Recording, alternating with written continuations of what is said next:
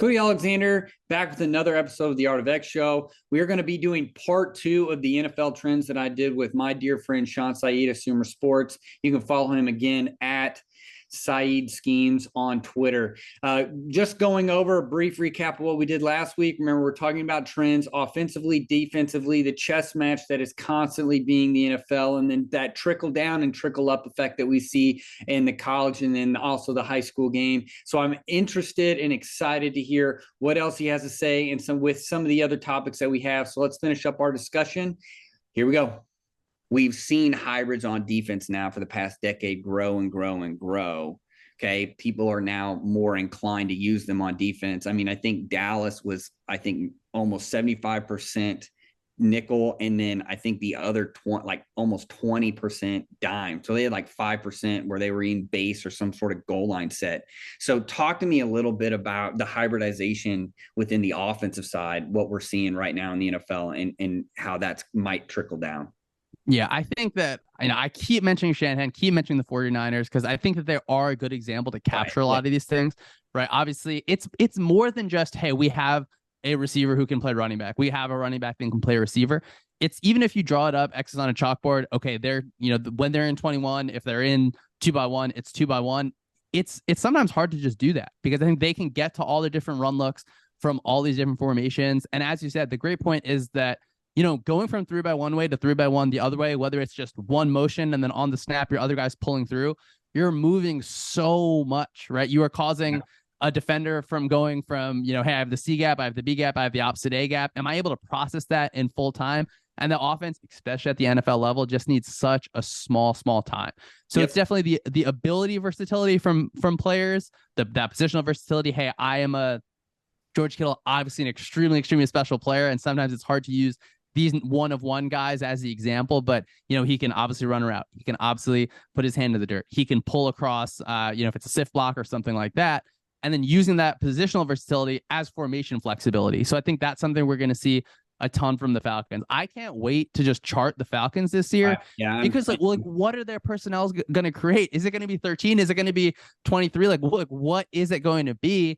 And having guys like Pitts, who we count him as a tight end, but he is such a special pass catcher, right? And then Bijan Robinson too. And it made me interested.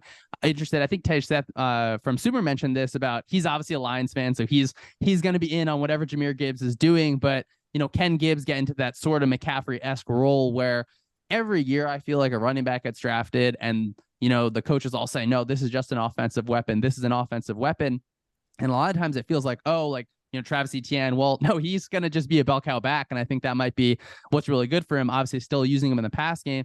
But maybe now, after seeing guys like McCaffrey and understanding, okay, we're getting these two high coverages, we're going to have to do a better job of being versatile. Maybe some of these running backs are just catching more passes. I'm excited for even guys like Breece Hall to get back with the Jets. Hopefully he's healthy. Watching these guys just cook linebackers on the hashes is another way to find out, okay, what do we get our best matchup? I think the best offensive coordinators understand, okay, this is the link on the defense that we want to attack, but also how many snaps does it take for whatever? Maybe it's after, 10 reps of wide zone, this linebacker is just slower getting there, right? It's the human cost of playing the game, right? This person is going to get tired. They're going to get hit. And at that point, that's when we get to our next time. So offensive coordinators understanding we have these players who can play different positions. We can use that to have different formations, also motioning to those formations at the snap, having those movable gaps to shift those formations fully from one side to the other and just pinpoint exactly how and when those defenders are going to get either tired or they're just not as fast to get that edge.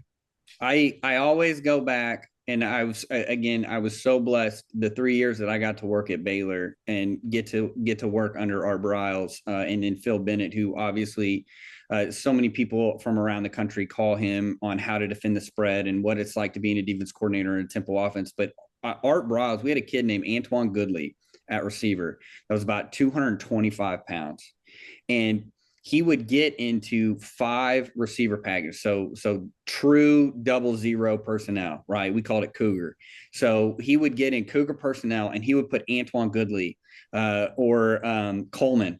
We had Coleman, first round draft pick. He would put him at running back. And I just remember being in a meeting one time and he was like, guys, this is the future of the NFL. Like, this is the future of football, is that these guys. And now I'm seeing, like, I go watch the 49ers and you got Deebo Samuel in the backfield playing running back out of a personnel look. And now they're in a light box, right? They're in like some sort of dime personnel because it's why I call it Y Cougar, or it's just, it's 01 personnel or whatever. And so they got a tight end and then they've got, 4 receivers. Well, then they go with Deebo Samuel in the backfield, and now you can run wide zone out of it. Like, you can run mid zone out of it. You can run all your stuff out of it from 11 personnel because you got receiver. You can go in and get in a quads look out of empty Y quads, right? Which is just a nightmare to even think about. And then we're just going to bring back Deebo Samuel, and then we're going to run the ball. And we were doing that at Baylor, just practicing it. We didn't do it very much, but I just remember thinking like, oh yeah, that would be, I'm going to put in a specialty package for that. Or like, hey, they're in basically a 5 receiver package. Let's go with our dime personnel. Let's get our odd dime out there. And then they bring him back, and now it's a spread to run concept. And now we're a man short because we're just playing Tampa 2, or we're just playing coverage. And now we're screwed because we have these huge B gap bubbles, and we don't have, it's a 3-1 box, right? And you're like, what? Yeah. So I always go back to that and think about some of the stuff that, he was doing, and putting a tight end in the backfield when everybody was trying to run 10 personnel air raid, right? And now I'm getting the predictable cover 3 because that's what it was. Well, I kind of fast forward 10 years. We're going 12 personnel because we know we're going to get cover 3. We're going to make you decide, are you going to run base? Then we're going to find your weakest defender, your slowest defender, and we're going to put our hybrid player on him because we've got a tight end that's a pass catcher, and we've got a tight end that's a hybrid blocker. And we're going to find that matchup, and then we're going to just nail it home until you make a decision. And then once a defense gets frustrated, most DCs are just going to say, just play base, right? Just play base. I have no answer for this. And so once you do that, now you create that predictability. I mean, you go look at what Buffalo did with the Kincaid draft pick. You got Dalton Knox, who's kind of that hybrid. He can catch a pass, but he's also a blocker. Now you got Kincaid, who can really go split out. The Chiefs are another great example of Kelsey is kind of that hybrid player, just like Kittle. And so but he's also one of the best receivers. He's really one of the best receivers in the NFL, right? The Giants now have Waller. Okay, how are they going to use him? So I look at things like that, and I think about a decade ago of what we were doing at Baylor, and some of these concepts now, even on defense, are starting to come up, trying to fit the box with 6, right? How can we manipulate the run fits doing that? And kind of the extension of that is kind of these reduction or lag fronts that we're seeing a lot of times at the college level. So I do think the heavier sets, that is the natural, that's the natural evolution of football. Don't you agree? Yeah, absolutely. I think that you're going to have to be able to get into it to cause problems for defense. And to me, I think it can be summed up. I think I know your answer to this question, but like, if you're sitting watching an offense and they're in 2x2, they're spread all the time, I imagine that you're happier just drawing up your best 3/2 to each side, as opposed to seeing an offense that, they're getting into 4-man surfaces, they're getting double tight. Now we got to, change our fits in some sort of way, or we need to be super sound and really get our guys tackling the run this week. I think that you'd much prefer just lining up against a team that's in 2x2. Like a 4 open kind of spread set, right? It's harder to deal with these 4-man services, deal with these double tights, these offenses that can, your fullback, he can go one way, he can go the other way. There's so much more manipulation from that way. And obviously I keep saying it because it's important to understand, yes, passing is more efficient than the run in so many different ways, but having that ability to force the team out of the 2S shell to get to your more open pass game is so important. So I guess, got to ask the question again, like, would you rather just deal with an offense that's 4 open and draw up your pass coverages, or would you rather deal with a team that's getting into those double tight sets? Yeah, and I think it goes back to where we are with the game right now. I mean, the game right now is more of especially even at the high school level, it's 7-on-7 centric, it's quarterback centric, it's passing the ball, it's finding open space, it's getting in 11 personnel spread. The NCAA formation of 2 receivers on one side, 1 receiver on the other. We've got a tight end or a sniffer, and then we've got a running back. And is he stacked? Is he slanted? And then all the different concepts off of that. The physicality of the game has gone down, right? You still have to tackle. You still have to be physical at the line of scrimmage. Those are non-negotiables within football. But you do see what happens when you get in spread. We've seen it in soccer. We've seen it in hockey. We've seen it in the NBA. In fact, my father-in-law, I'm lucky enough, my father-in-law has season tickets to the Stars games. So we're going, and every once in a while I'll get a real hockey person that will sit next to us, and they'll talk about, man, like I can't remember who we were playing, but they had this little guy and he was just skating all over the place. And the guy was like, you know what? 10 years ago, that kid probably couldn't even have played in the NHL because it was a big man's game. It's a physical game. We're hammering everybody. It's all aggression. We're packed in. There's no space. And now everything's spread out that we create lanes. So the game is less physical at the point of attack. So to go to your point with the 4-man surfaces, no, I don't want to see a 4-man surface because now I have to prepare my kids all week for that physicality, which they haven't had. And it's that kind of that dichotomy of, I want to be physical, so we've got to practice physical, right? But if I practice physical, now we are more worn down at this game. So because we introduce physicality into it, now we're worn down. That's why I like with Shanahan, and again, we go back to Shanahan talks about, and I think Brandon Staley even talked about it, and these defensive coaches will talk to you about it, is we have to be physical from day one. Like that has to be ingrained in us in day one. We have to find ways, I think Kirby Smart a couple of years ago talked about, and I think Leach had done this forever, the millennial Oklahoma, right? Of like, we're going to find a way in space to be physical, where you're going to have to go one-on-one to a block. Now it's against a receiver or it's a tight end, but in space, we're going to have to be physical. So yeah, I would much rather see a 10 personnel or a 3-by-1 look. Hey, give me the spread, right? Because that's 101, right? That's day one install stuff for us.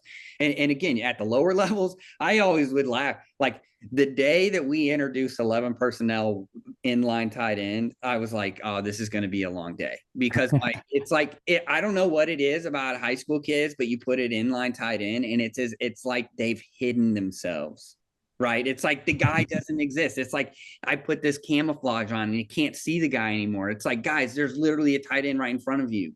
How are you not seeing him? So the tackle shift play with the Y hide. I mean, dude, it's like one of those, like, it works like every freaking time at the high school level, because it's like, I can't see a tight end. So to go to your point with tight ends create 4-man surfaces as a defense, I don't want to see that, because there's so many gaps. And now, do we overload to that side? Can I handle the one-on-one in the back? Do I strong rotate? Do I weak rotate? Are they bringing somebody back? Are we getting slice action? What is the play action? What is the boot action? What are the passing concepts out of that? Because to me, that's where I'm always going to go, is like, what is the answer to it? Yeah, they can get in there and mash. Okay, we figure that out. We either do line movement or we blitz the point of attack. We figured that out. Now what is the stuff on stuff? That's what always concerns me. Yeah, I think it's also important that, like, this whole conversation, it's not just, okay, offenses need to pound the rock, right? There's such a different approach than saying, hey, you have to have the offensive versatility, the ability to force the defense out of what they're comfortable with, to really open up what you can do in the pass game, right? So it's kind of like the new version of pound the rock, where even by EPA, I think that last year was one of the best seasons for the run game really ever. And I think that's an important trend. And, maybe defenses are just happy to see that. But at the same time, I think that there is, like you keep mentioning, that physicality, that if a defense is starting on 2nd and 5, that is a problem, right? That gives the offense so much versatility. And I think it might be hard to look into, okay, well, how does, like, these, I would say, just better run concepts, these more efficient run game, not whether it's not just efficient by itself, how much is that opening up the play action game, right? So if you can get into a deeper bag of your play action game, you know what? Yeah, it's the new version of kind of pound the rock, right? You don't have to be hard headed and say, we need to establish the run, but you do need to establish the threat of the run, at least enough to get the defense out of just a core look that they're comfortable playing against you all entire game. Yeah, and you go back to the run game, and I've said this before, like a 5-yard run is a 5-yard run, but a 5-yard pass could be anything, right? But on top of that, you are correct in, if we are going to play light box and you're just going to play sit and get, that was one of the things I would talk to you about at life school, right? It's like, we just didn't have the defensive line. Like, we literally had 4 of them and 3 of them had to go play offensive line. So if we're going to play sit and get, we're going to get killed. Like by the time we get to out of halftime, we're leaning bodies. I call it the ballet of the dancing bears. Well, it's going to turn into sumo wrestling. We're going to get thrown out the ring. Right. So it's like we've got to be a movement based. I think that to me is where the evolution of the NFL, you know, at the lower levels, people have kind of figured that out, either with the lag front or the reduction fronts that you see now in the two high shells that a lot of these guys are running, especially the cover 7 guys coming from the Saban system. I think the NFL is going to catch up to that. There's going to be more exploratory on that, kind of creating some of these movements. But again, you talk about, that's the problem. That's kind of the dichotomy of movement. It's like you need movement to create tackles for loss. But if you use movement, there is a likelihood that you could get creased. And at the NFL, those margins are so small, right? They're so small that if you are movement based, eventually you're going to get caught up. We found that out at Baylor. Really, I mean, that was one of the biggest things. We went into that game at UCF back in 2013. You know, we just won the Big 12 championship. Oklahoma State had really done such a good job understanding our movement. And then going into that UCF game, we're beat up. We're already in trouble. They understood how we were movement based. We were almost too much movement heavy. So you can go one way or the other. If you're going to play sit and get, you better have 2 dudes that can sit and get and take a gap and a half, basically, and eliminate, 3 to 4 gaps, depending on the run scheme just inside. Or you've got to be movement based, but you've got to be timely with it. You can't do it all the time, And so I always think about that when we talk about some of this stuff, is that you can't be all in on one thing. You have to nowadays be a multiple. You have to be an odd spacing one down and then even spacing the next. You have to be able to run a cover 3. You have to be able to run quarters. You have to have a cover 2 changeup. You got to be able to move post snap, whether that's in coverage or that's up front. You've got to, creepers and sims are sexy when you're drawing them up on a whiteboard. But I mean, even Aranda will tell you, and, Ron Roberts, who are the 2 godfathers of that stuff, will tell you, is like, those are run-based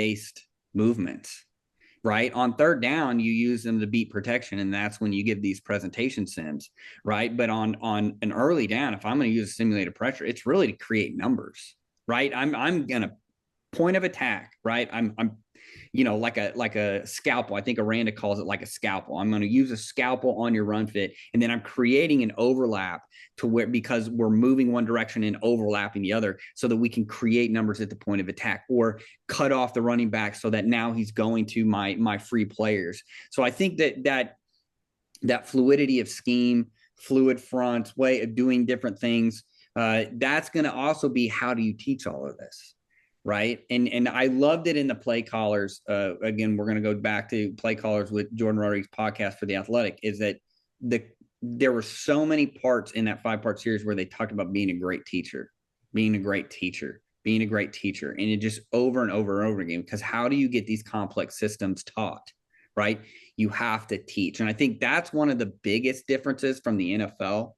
Now, and you will hear this in the NFL. There are guys, don't let the shield fool you. There are guys that they can't teach at all, right? But I do think you maximize your value if you're a great teacher. And I think that's going to be who I think as we go forward, the better you can teach, because the less time you're spending with your players at all levels now. You have to be an elite teacher. And that to me is something that really sticks with me. Yeah, I think, being a great teacher, as much as we talk about, scheme and this and that, it so comes down to, hey, can I get this specific player? Can I maximize them, right? Can I get them to the technique that they have to, but also do I understand, okay, this technique is just not working, right? Wide zone, it's such a specific, hey, we want to do, with our first step this way, when we want to get our hat, in this way, when we get our back arm in this other way, right? But I think over time they understand, look, when you have a guy like Trent Williams, it's gonna look a little different, and that's okay. So I think the coaches that understand, we need to be a little bit flexible with that.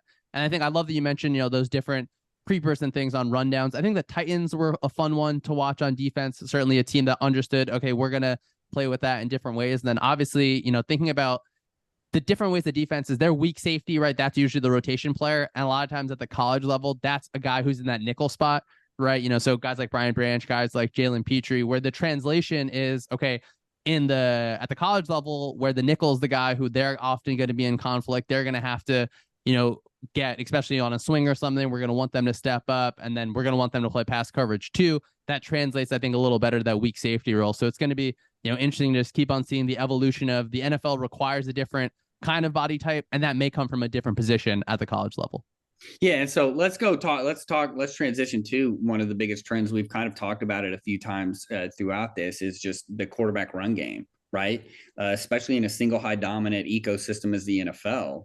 The math is in the favor of the offense because your quarterback player is now in the middle of the field. So we're seeing more athletic quarterbacks. You even talked about it. Almost nowadays, a prerequisite for a quarterback is someone that can move. Even if you are a stand and deliver quarterback, you have to be able to escape the pocket. I think Mahomes is a great example of that. No one's sitting here saying Mahomes is an elite runner, but he's slippery. Right, he creates things. I think even like a guy like Caleb Williams at USC, who everybody's kind of infatuated with, Drake May, but the dudes can run.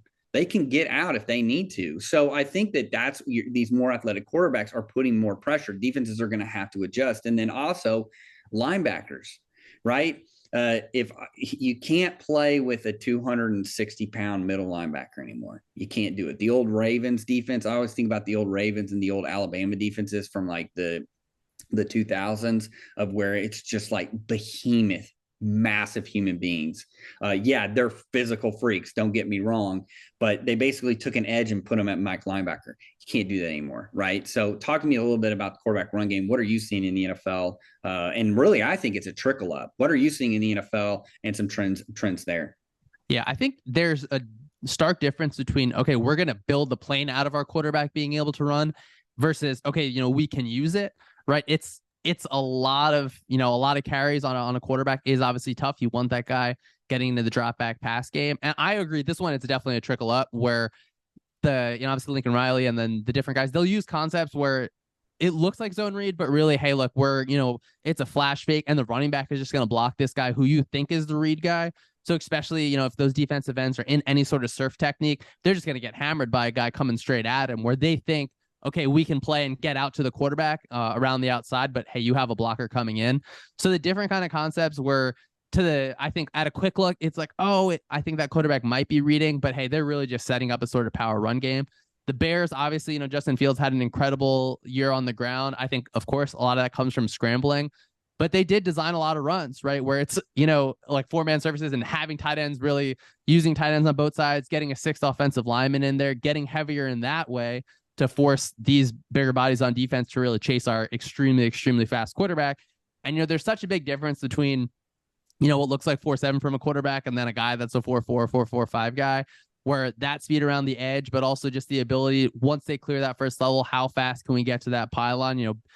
Justin Fields will be erasing angles from safeties in different ways. So a concept that I'd like to see, I think, I forgot exactly what it's called, but like, it's not read pop. Read pop's more from that defensive side, but really, hey, we're looking like we're running zone read and now our running back's just popping out. Or, it looks like something that you think you're used to, but hey, we're just really using it as another way to get as many heavy bodies on our side against your lighter bodies and get our quarterback into the open way.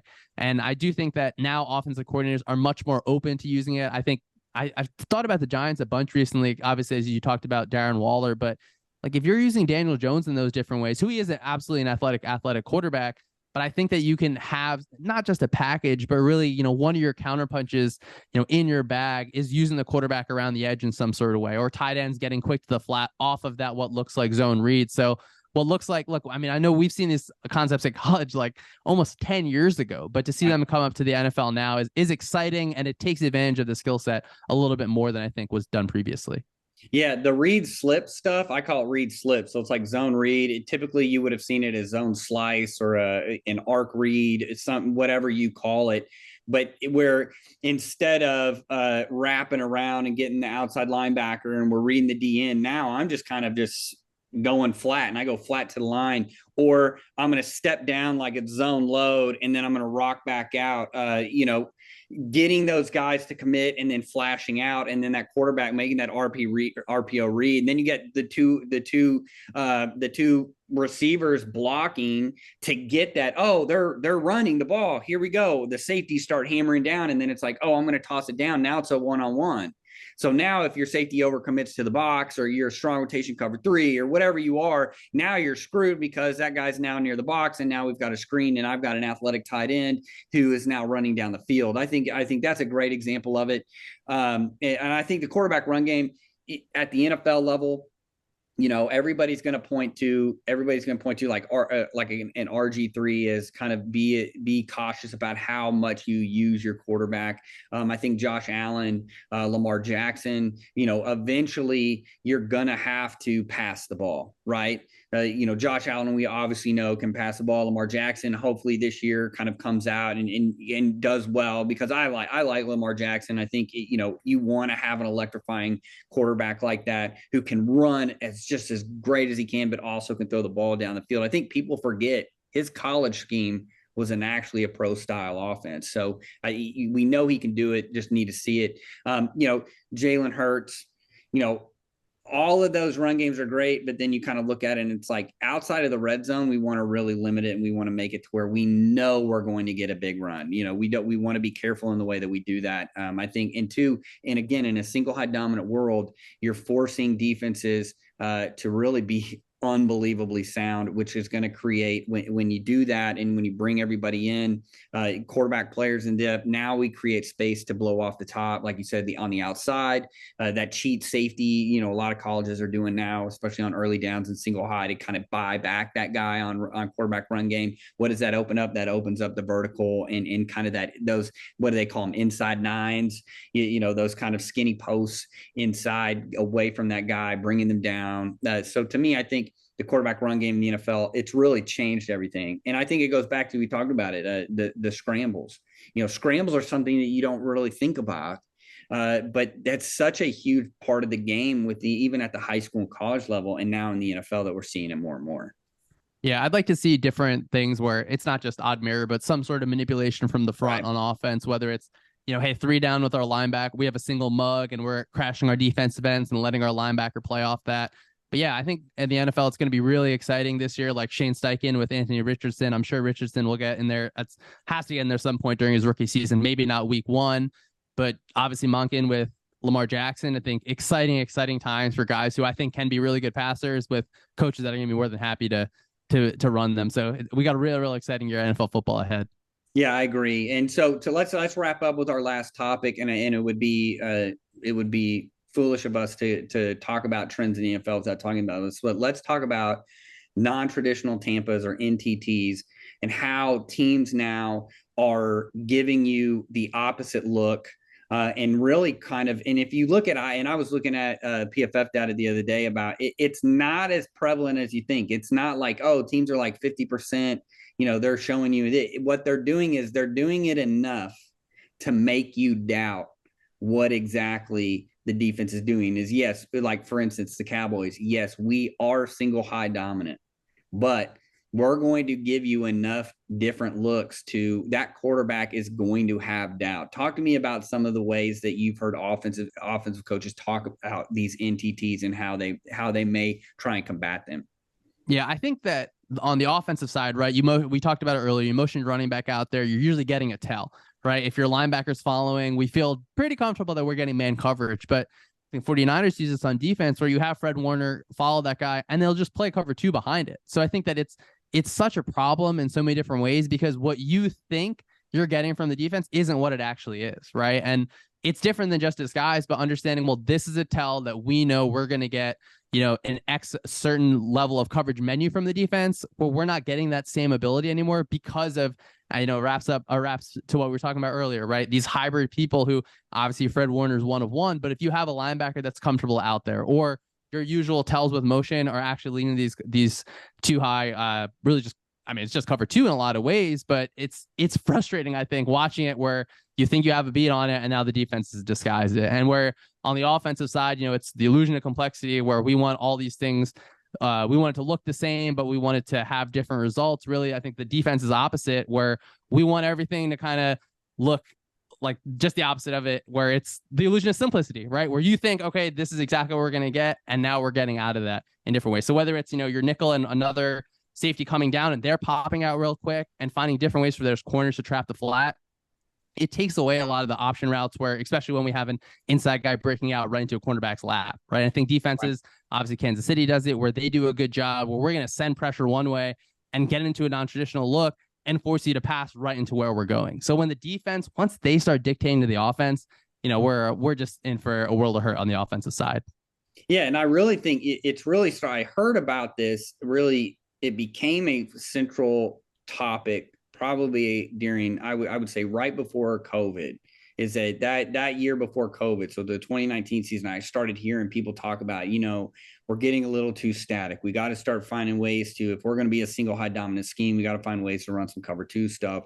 If we're, quarters, we need, or cover two base, we need to find ways to rotate into cover three. I think it's easier for teams to go too high and rotate to cover three than it is the other way, because there are so many moving parts. I like drawing them up. I think it's fun to draw them up. And because it looks so wild, because there's so many people going in different directions.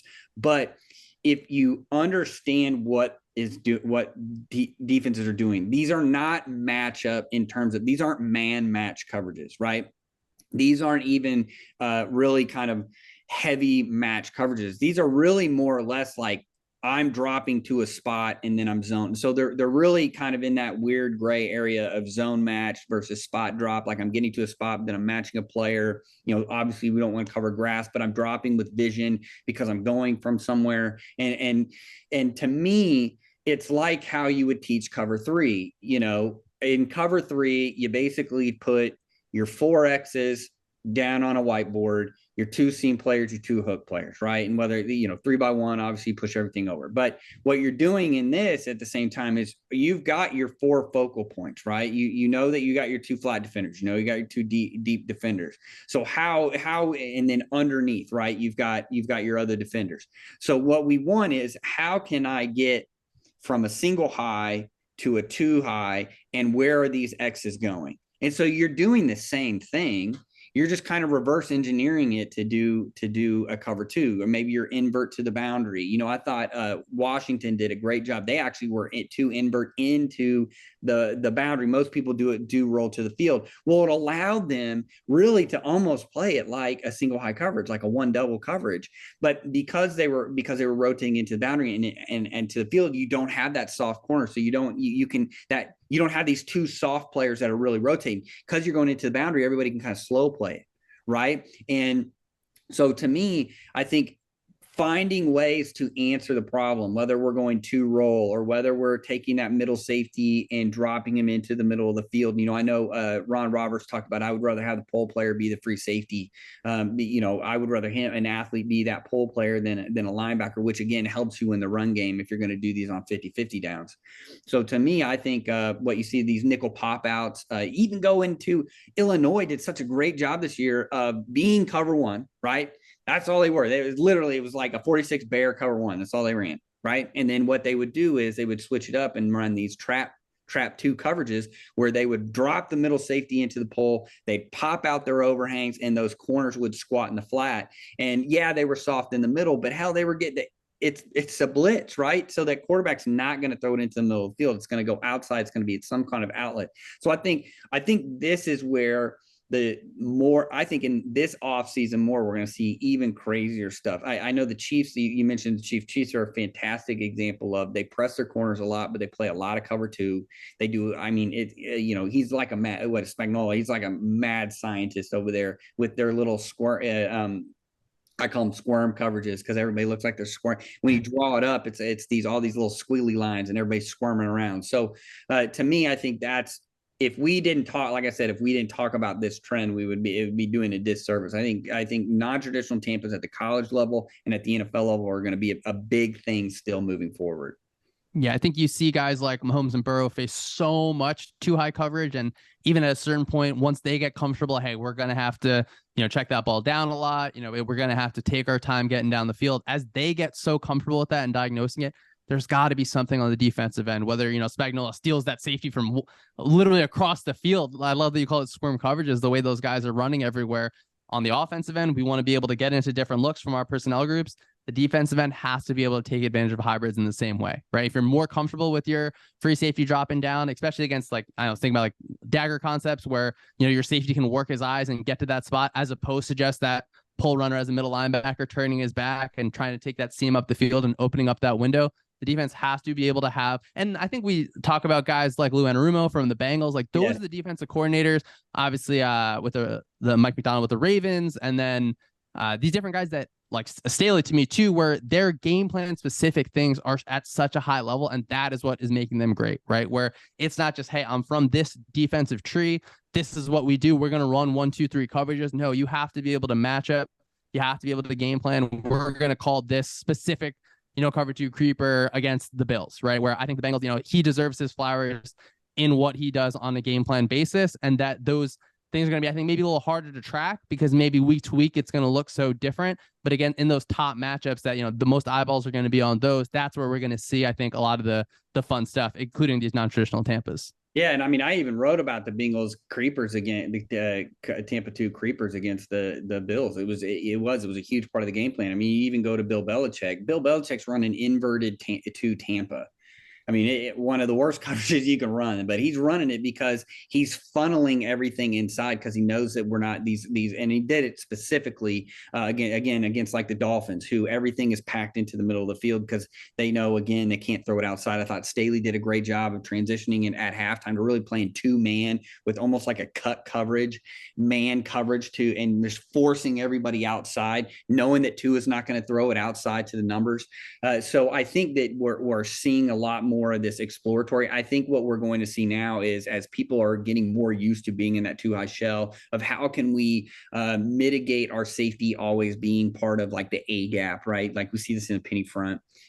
Sometimes you get these wild looks in 3-by-1 where it's like there's nobody in the box, right? But that safety is going to have to come down.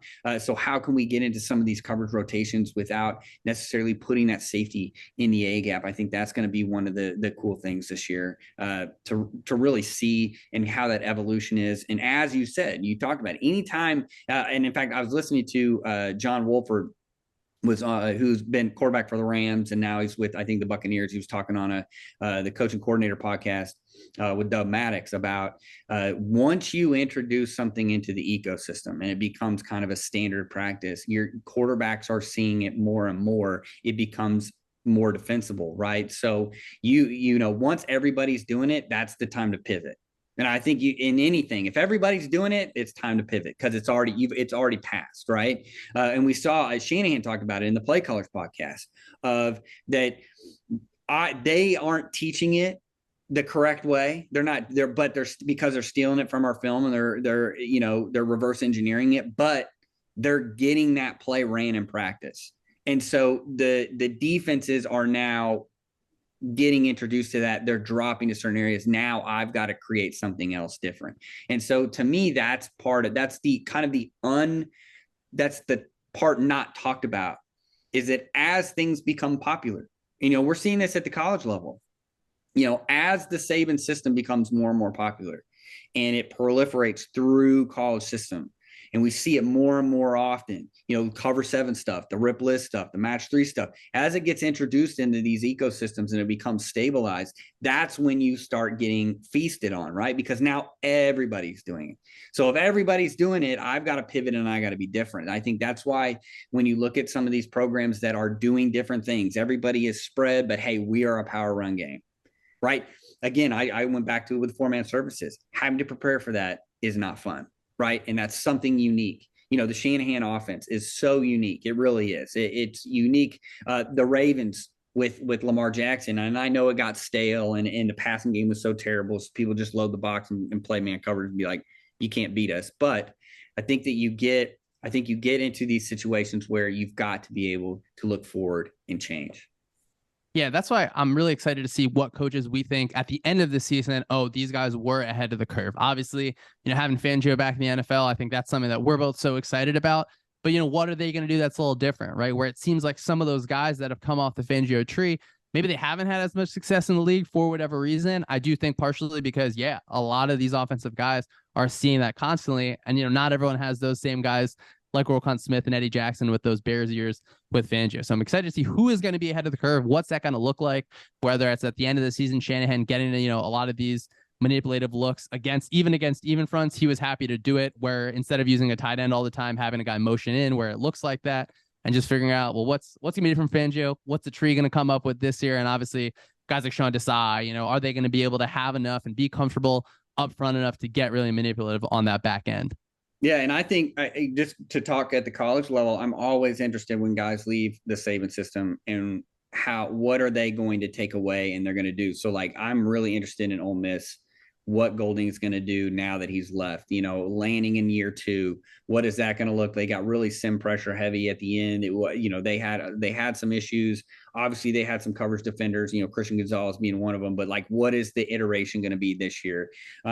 Georgia, I feel like changes like year to year. Like you can just see an evolution just depending on what their scheme is.